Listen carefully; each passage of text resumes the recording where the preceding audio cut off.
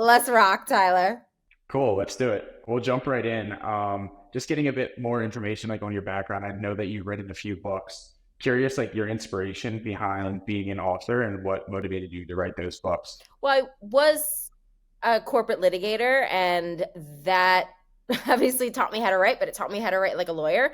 So once I started infusing my personality into my writing and really writing as I speak, um, it allowed me to, I think, engage with my audience on a deeper level. And I love the written word.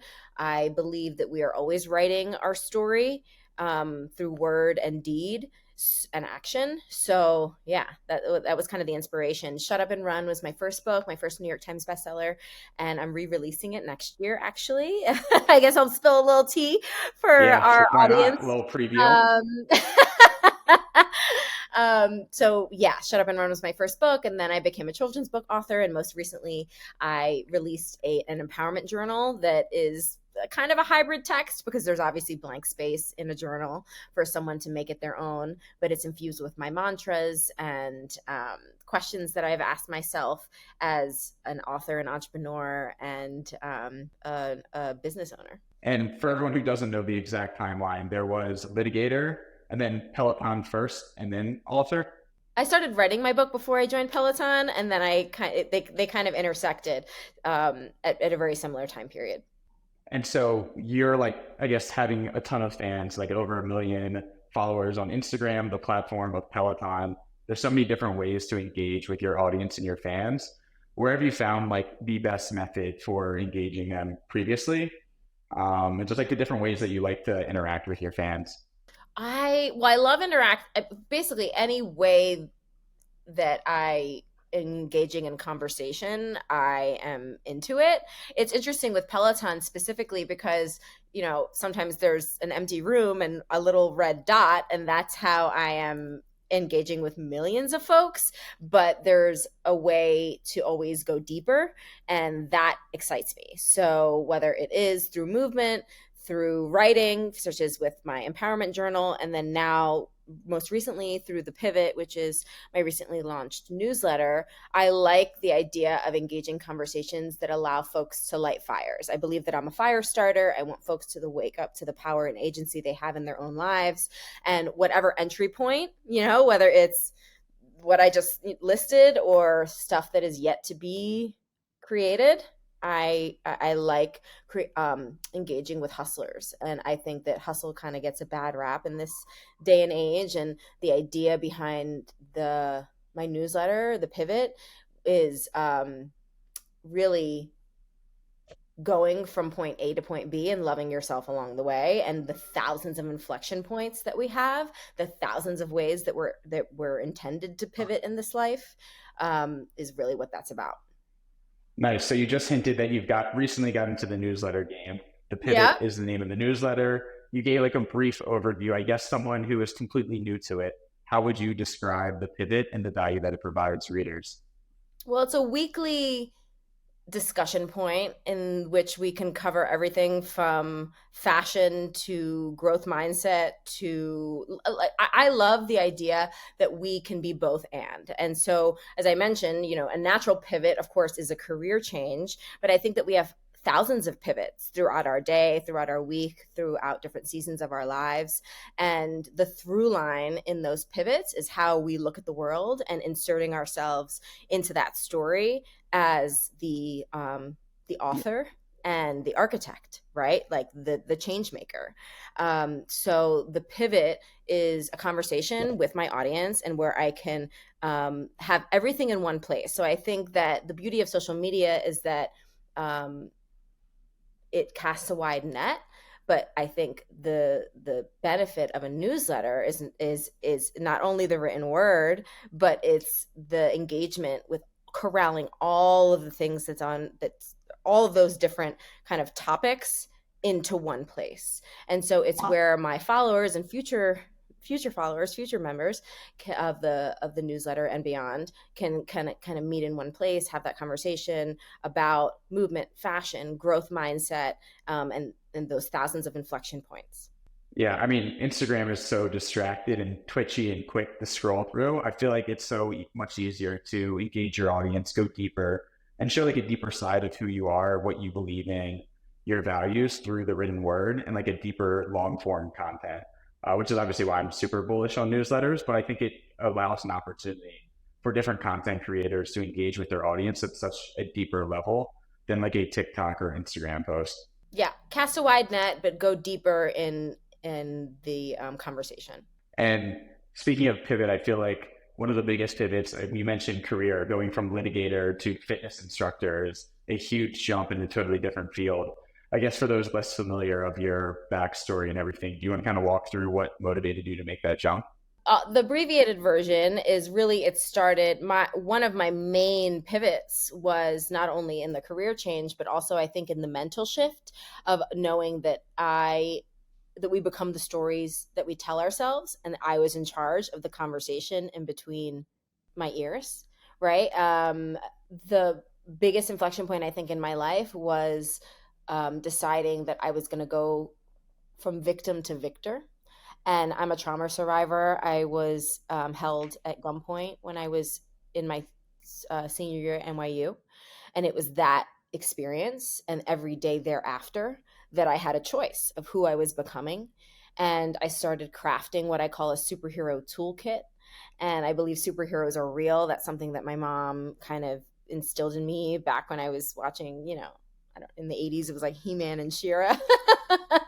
So shout out to my 80s babies. But the um, the narrative that I started to then craft and create through the written word, but then later through movement, and vision boards and journals, and now the pivot, the newsletter, is kind of my weekly journal entry to the world, and their journal entries back. Just happens to be in an email, inbox.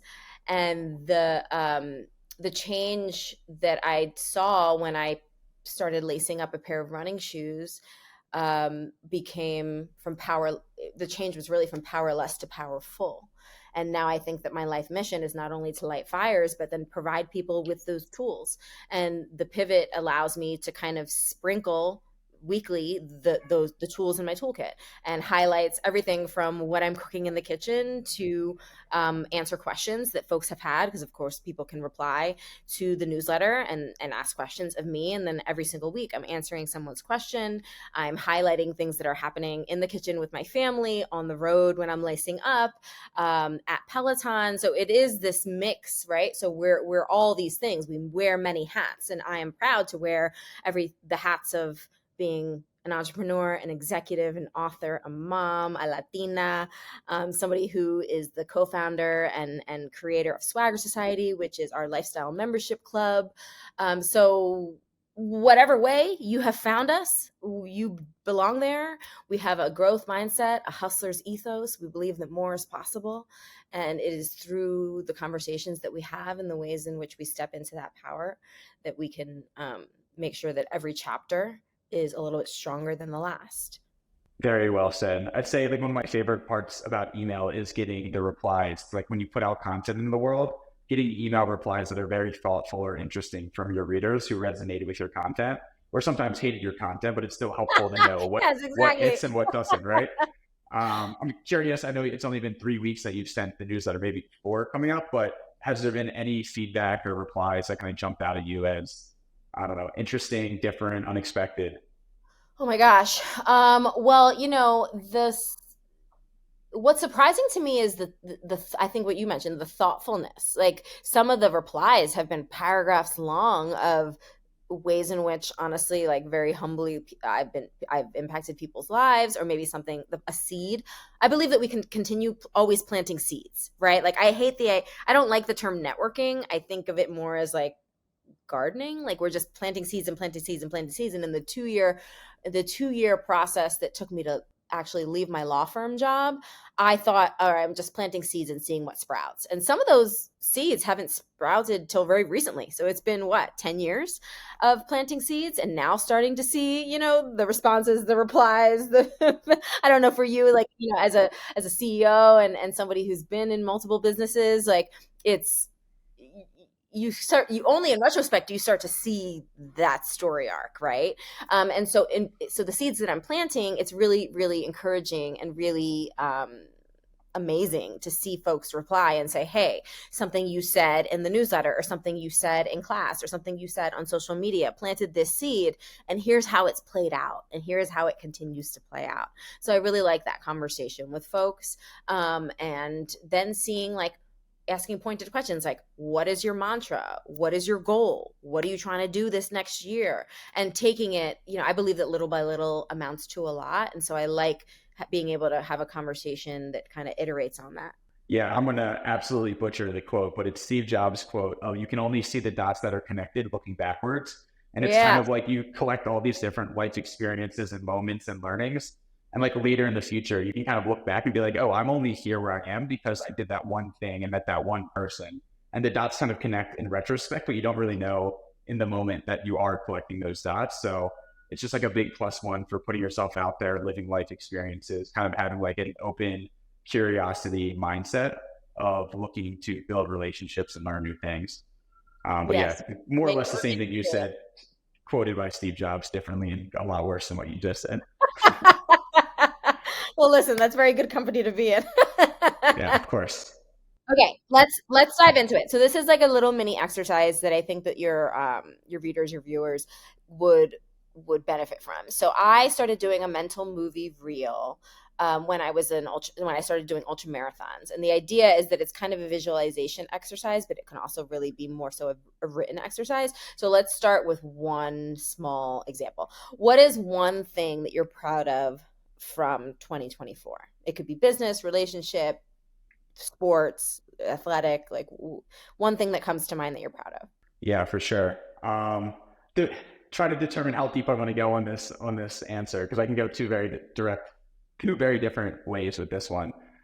Business wise is the easier way to go.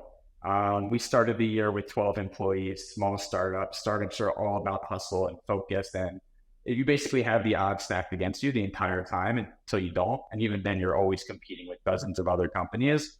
So it's kind of like what Mark Cuban describes as like the ultimate sport is there's Yeah. always someone out there trying to outwork you somewhere in the world and take your market share, take your customers. And I'm just a hyper competitive person. And so being able to see the company go from 12 people to 50 people right now in across 8 different countries. A highlight, we raised $12.5 million back in June, which I'm not big on like celebrating and raising money because it just means you convince investors to give you money. But I Yeah. think it's like validating in the sense that we will be around for a while. It gives us more opportunities to build and hire smart people. And so like the highlight of 2023 for me is definitely seeing this go from very small unproven startup to a legitimate company that is taking market share in a very competitive industry and have 50 extremely talented people around the world working towards a common goal. And that motivates me a ton. Okay. So let's get more specific with that in like one example. So can you detail one chapter or one evening that kept you up at night that you didn't know you would surpass and you did? So it can be as simple as it doesn't need to be like the crazy story arc. I actually think that these little chapters are much more poignant when they're actually smaller. Yeah, it's a great question. The thing is, like, I have this thing called the 4 a.m. club to myself because I am working a ton throughout the day and actually don't give myself enough space, like, just sit and think about things. And Yes. occasionally, when my mind is racing so much throughout the day, where it comes out is if I ever wake up in the middle of the night, usually around 4 a.m., and my brain just turns on immediately. And I'm thinking through who our next hires are, what the roadmap is, what excites me, what we're about to do. I end up never going back to sleep. And I used to fight it. I used to, because I'm big on sleep and health and wellness, and I Yeah, hated yeah. like disrupting my sleep. But I realized like at 4 a.m., like totally undistracted is actually some of the opportunities I have my best thoughts. So I went from hating it and just being stressed that I couldn't go back to sleep to embracing it and like journaling in the middle of the night of like all of these thoughts Cool. that I have. So that didn't answer your question at all, but it reminded me of like the things that keep me up at night is really just like seeing all of the pieces come together. As far as like adversity that we face, I mean, there's always something. There's always like a feature that a competitor launches where we start losing market share, like the momentum shifts in a different direction, and we just have to respond. Trying to think of a very poignant, specific moment that like was I was stressed about and that we overcame. Well, here's a challenge Um, for the next 4 a.m. club, right? Is to write yep. down, and this is what your viewers, followers should do, is write down two of those inflection points where you rose above, especially when you turn doubt into determination. The more specific and detailed, the better. Like, what are you wearing? Who you with? What is the weather? Like, what are the relevant KPIs? Like, especially because this is a business example or business examples. And in the 4 a.m. club, write down those two moments and celebrate that victory. Like, viscerally. And then, even better, when you practice drawing on the visualization of that experience, because then when the next storm happens, your body is so connected to the emotionality of that win that you can call upon it. And that becomes a scaffold to the next one, to the next success when you're filled with doubt. And that's what the mental movie reel is essentially starring in those two scenes.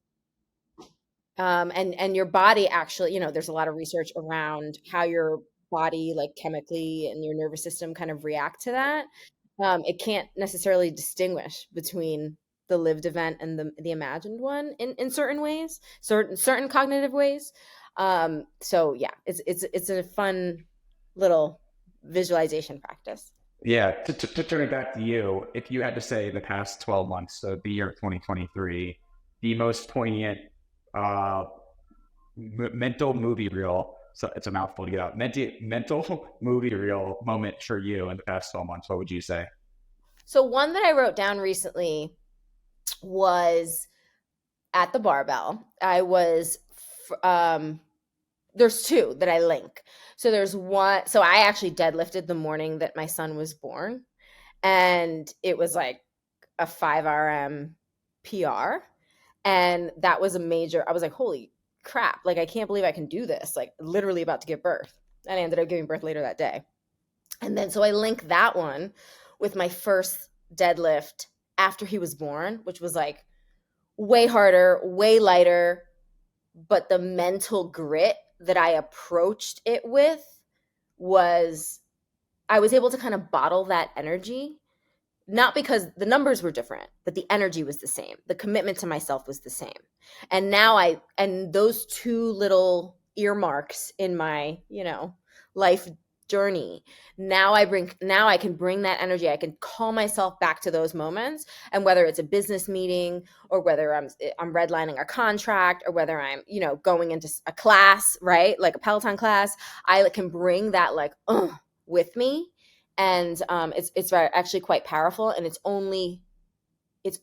more powerful because I actually took the time to recall it specifically in my journal. You setting up deadlift PR hours before giving birth is one of the most badass stories. That's awesome. Yeah. Um, what's one of the number one things that you haven't yet accomplished in your life that you're looking forward to accomplishing? Oh gosh, there's a lot. And I'm actually taking this season in between, that little like moment in between the new year, the current time and the new year, to creatively plot and plan. But I think it's definitely the fashion game. There's stuff with the visual ways in which we can look good for victory that I want to disrupt and rock. Hell yeah. Yeah. Um, And I guess definitely we have started that. We started that. We just launched a varsity jacket with a brand called GSTQ. It stands for God Save the Queen. So there's a Swagger Society GSTQ varsity jacket, that super limited edition that we just launched, that we just released, and I'm excited to build on that and create a lot more cool stuff, apparel.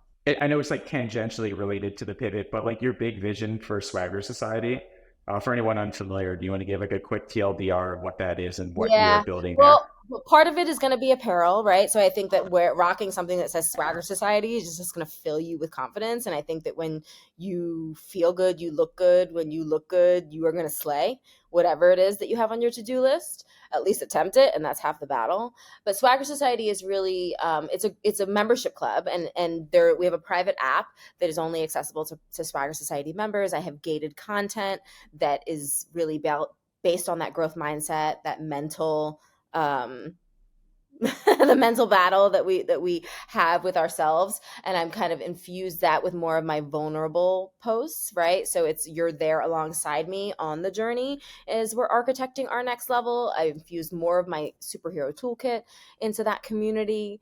But Swagger Society is really someone's accountability partner, and it's a group of folks who believe that more is possible. And so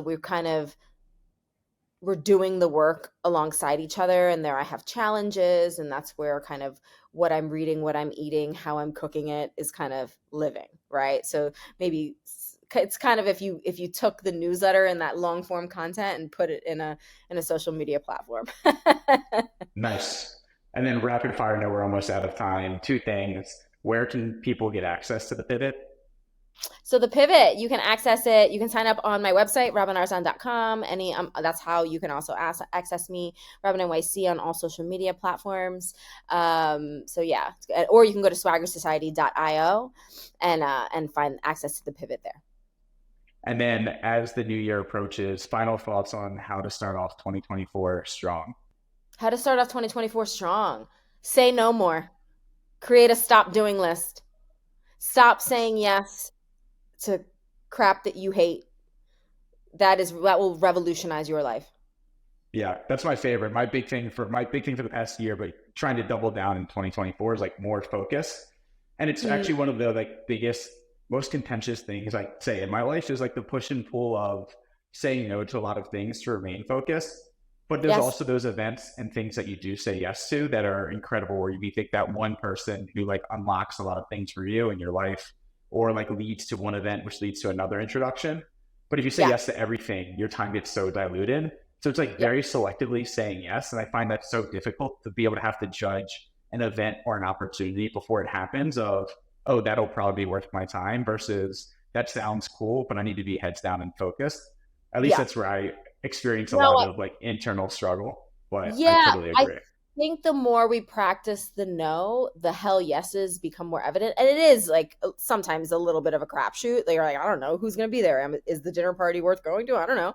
But we actually, it's the key to that exercise is being able to turn up the volume on that inner conversation and just have the exercise is having the conversation with ourselves and trusting that we know what a hell yes actually feels like. And I actually think part of that exercise, Tyler, is defining for yourself what a yes even looks like, sounds like, or feels like. Because we Yeah, I'd don't also even know what a yes looks like sometimes. Yeah, I was gonna say, even just knowing what your North Star is and like, is this yes going to get me closer to what my goals are for like the next month, year, whatever it may be? Or is that a total distraction that is getting me further away from what I actually need to be focusing on? And that's usually like my barometer of how I judge whether it is a yes or a no. But still something I think myself and a lot of people struggle with, but great advice. Yeah. And Um, we have to leave room for some play, right? It's not always in the binary, and that's fine. Like we have to trust that everything that got us to that point is going to get us further, even when the yes isn't like this pivotal, life changing thing, you know? yeah, hell yeah. I think we're just about good on time. Anything else you think we should hit on? Sydney, No, Eldon, that was anything we that was a fun miss? fun combo. What has been the most surprising thing since starting beehiiv for you? I'd say the pace at which we've been able to grow, like startups are so hard and like you have everything going against you in terms of better funded companies, larger teams, Yeah. all the small things that you have to work out to like build something large. And does anyone even give it? And like from us to go from like zero to where we are now in 2 years has been like I always knew what the roadmap was and I was confident we would get there. But I'd be lying if I said that I thought that we would be this far this soon. So that's probably surprised me a bunch. Mm-hmm. Yeah, I hear you. The headwinds are real, but you're doing great. I'm so excited to be a part of it. Yeah, we're super, super pumped to have you. Honestly, I'm such a huge fan from Peloton as well. The worst part about me being in Colombia right now is like my bike's back in LA. So my cardio is Ah, big, well, big use time the app. surfing. Use the app. Yeah, true. I just love the bike. I'm such a bike guy, and I think it's Yeah, great. yeah, yeah. Actually, that's kind of a lie. I used to hate cycling. I hate the pain from it. I hate everything about it. But that's actually why I've grown to love it. Is because it's like one of those things. like because cold plunges are all the rate now. It's like one of those things that like you look at the tub and you're like, I'm kind of crazy for going in this because it's so cold and uncomfortable. But like that's where the Yeah. mental toughness comes in. That's how I feel about cycling. It's like I'm gonna hate every minute of the next 30 minutes, but it's like the best workout and it's so hard. So One of the best. Well, I'm I'm gonna have a 30-minute Tabata ride waiting for you when you get back from Colombia. nice. I'm excited. All right, are you doing you're doing IRL rides back in the New York studio, right? Yeah, let me know when you come to New York. We have my rides are Friday and Saturdays. Cool. I'll swing by for sure. Yeah. Two questions. I asked on Instagram last night for two quick questions. Yes. Cool. If you have time, one Yeah, no, let's is do it. Let's do it. what is a non-obvious trait that you've observed with people who stick to training the longest? An appetite for greatness, but a willingness to be bad at something. Like I That's think that great. you have to maintain that scrappiness. It's not always actually you're gonna do better in the long run if you're willing to be bad. Like I love being good at something, but I'm willing to be bad. Like I'm willing to humble myself with a barbell, with a sprint. Like I'm willing to say this is going to feel awful and I'm going to be bad. That's kind of how I feel about learning Spanish. It's been the most humbling thing ever of like learning a Yeah. new language. Just like even the small things like ordering coffee and like having just like I know what to say and then they throw one curveball at me. I'm like, Yeah, it's so yeah, humbling. yeah. Um, Bella Rose, our head social person, asked the craziest thing that's happened to you while you were leading a ride. Oh, oh gosh. I mean, I've taught right. Actually, I'll say like back in the day, I actually had to teach to somebody else's playlist because it was back in the day we used like an iPod, and I showed up to the studio one day, my iPod didn't work, so somebody just handed me their iPod, and I taught a class having never heard the music. I had no idea what the playlist was, and it wasn't even my style of music. So that was after doing that, I was like, pretty much sure I can slay anything. To add to my quotes that I'm 100% going to butcher, it's the best type of preparation is like no preparation, but being ready for like anything that's thrown at you, which is like a different mentality. Ready for So yeah, anything. That's and why then I created the pivot. and then last question from Alex Lieberman, who's a co-founder of Morning Brew, was he just wants to know why he's an absolute drenched mop after taking your classes. I love Alex. That's awesome. I will say because we sweat with swagger.